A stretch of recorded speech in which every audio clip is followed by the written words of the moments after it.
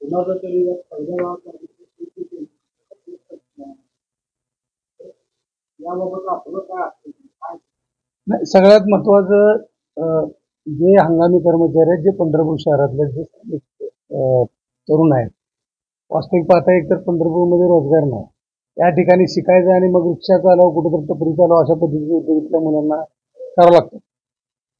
पंढरपूरमध्ये MIDC होणार कधी होणार माहीत नाही. तरुणांच्या हाताला काम नाही. मंदिर समितीच्या माध्यमातून कसा तर उदरनिर्वाह या ठिकाणी तरुणांचा चालतो, परंतु या ठिकाणी मंदिर समितीला काय झाले मला माहित नाही.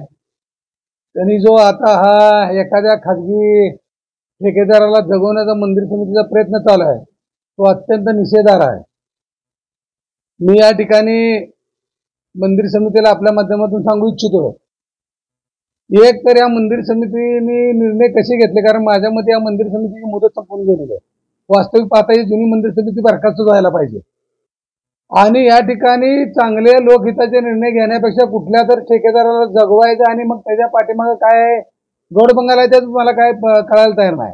या ठिकाणी कुठल्याही पंढरपूर शहरातील तरुणावर या ठिकाणी मी अन्याय होऊ देणार नाही. जे हंगामी कर्मचारी या ठिकाणी काम करतायत त्यांच्याच माध्यमातून मंदिर समितीने काम केलं पाहिजे.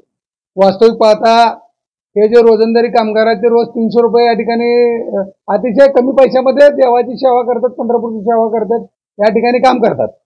मग समजा 300 रुपये प्रमाणे जर धरलं तर 200 कर्मचाऱ्याचे माझ्या मते 1,80,00,000 2 कोटी रुपये काय तर होतात आणि मग 4.5 कोटी रुपये खर्च कशाला?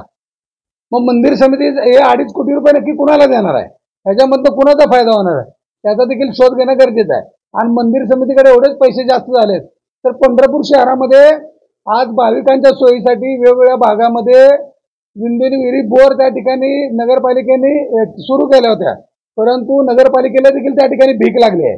नगरपालिकेकडे देखील त्या ठिकाणी विजेचे पैसे भरण्यासाठी लाईट बिल भरण्यासाठी पैसे नसल्यामुळं पंढरपूर शहरातील वेगवेगळ्या भागातील लाईटचे कनेक्शन त्या बोरचे कट केलेले आहेत. माझ्या मते 70-75 लाख रुपये काय तर त्याचं भाडं आहे, जे काय ते मंदिर समितीने भरावं. उलट त्या ठिकाणी भाविकांची सेवाच होणार आहे. त्याचबरोबर मंदिर समितीकडे एवढा पैसा तर मंदिर समितीने त्या ठिकाणी चंद्रभागा नदी स्वच्छ करावी, त्यासाठी पैसे वापरावे. त्या ठिकाणी आता आपण बघितलं या ठिकाणी 4-5 महाराज लोक आले होते, खूप मोठे या ठिकाणी कथाचे कार्यक्रम झाले. त्यावेळेस देखील अतिशय दुर्गंधी, तेच घाण पाणी प्यायचं तीर्थ आज चंद्रभागेतलं पाणी भाविक त्या ठिकाणी श्रद्धेनं तीर्थ म्हणून प्राशन करतो. त्या प्रचंड दुर्गंधी मंदिर समितीने अजून जास्त लोक वाढवून त्या ठिकाणी चंद्रभागा नदीची देखील स्वच्छता केली पाहिजे. आता ते नक्की त्यांनी ते टेंडर कोणाला दिले स्वच्छतेचे टेंडर मला ते कळत नाही. जर स्वच्छतेचे टेंडर नगरपालिकेची लोक किंवा मंदिर समितीची लोक रोज पंढरपूर शहर किंवा तो मंदिर परिसरातला भाग स्वच्छ करतात असं त्यांचं म्हणणं आहे, तर आता आपण कितीतरी वेळा नदीला गेलो तर प्रचंड दुर्गंध आहे, अस्वच्छ आहे. त्यामुळे मंदिर समितीने असले कुठलेही आता चुकीचे निर्णय घ्यायचे नाहीत. कुठल्याही हंगामी कर्मचाऱ्यावर त्या ठिकाणी अन्याय करायचा नाही. ज्या कुठल्या खाजगी ठेकेदाराला जगवण्यासाठी हे टेंडर काढले ते टेंडर ताबडतोब त्या ठिकाणी मंदिर समितीनं रद्द केलं पाहिजे. कुठला बाहेरचा ठेकेदार आणणार, तो बाहेरची लोक आणणार आणि मग पंढरपुरातल्या लोकांनी करायचं काय? आज एक तर पंढरपूरमध्ये कुठल्याच रोजगाराच्या कुठल्याच संधी उपलब्ध नाहीत. या ठिकाणी शिकायचं मग पुणे मुंबईला काय तर जाऊन हमाली करायची अशी परिस्थिती पंढरपूर शहरातल्या लोकांवर आली आहे.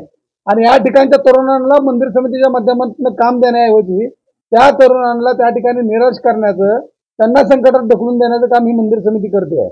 त्यामुळं मंदिर समितीने हे टेंडर ताबडतोब रद्द केलं पाहिजे. नव्हे तर ही मंदिर समिती देखील बरखास्त केली पाहिजे ना, त्यांची मुदत संपली. मी येत्या सोमवारी मंगळवारी या पुढच्या आठवड्यात माननीय मुख्यमंत्री असतील, उपमुख्यमंत्री साहेब असतील यांना भेटून मंदिर समिती बरखास्तीची देखील मागणी करणार आहे.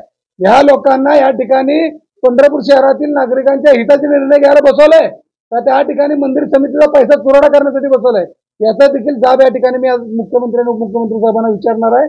पंढरपूर शहरातील तरुणांवर कुणावरही अन्याय होणार नाही. जे हंगामी कर्मचारी आहेत त्यांनाच त्या ठिकाणी मंदिर समितीने कायम ठेवायचं, एवढ्या ठिकाणी मी तुम्हाला सांगतो.